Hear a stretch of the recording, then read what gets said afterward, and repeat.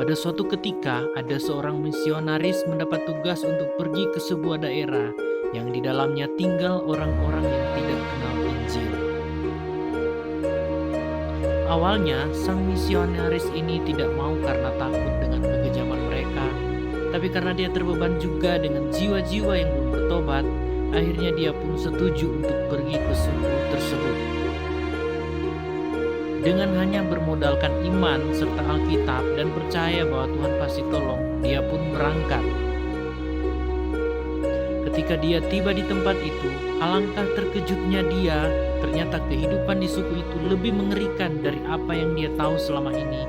Kehidupan di suku itu sangat liar dan tidak berkepri kemanusiaan. Mereka adalah suku kanibal atau makan manusia. Dan dengan segala cara dan upaya, sang misionaris ini menjalankan tugasnya dengan baik.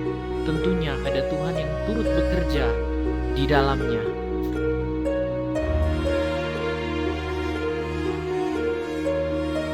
Awalnya memang mereka tidak langsung terima akan pengajaran dari misionaris ini, tapi selang beberapa waktu kemudian akhirnya mereka pun menerima Injil.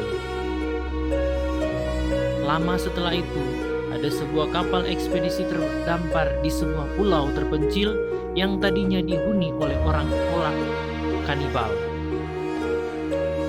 Masyarakat di suku itu menyambut mereka dengan senang hati karena ada orang asing singgah di daerah mereka, bahkan menjamu mereka dengan makanan yang lezat. Tapi pada saat mereka mau menikmati jamuan tersebut, kepala suku mengambil Alkitab dan hendak memberitakan firman Tuhan.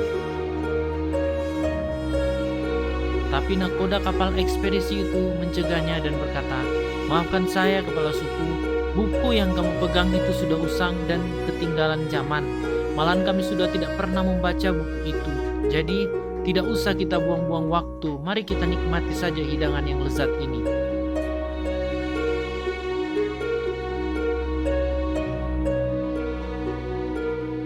Dan dengan pandangan marah, kepala suku menjawab, "Saudara, buku yang kau anggap sudah kuno dan ketinggalan zaman ini, justru buku inilah yang mengubahkan kami. Karena kalau bukan karena buku ini, bukan daging sapi yang akan kami nikmati malam ini, tapi daging kalianlah yang akan kami makan."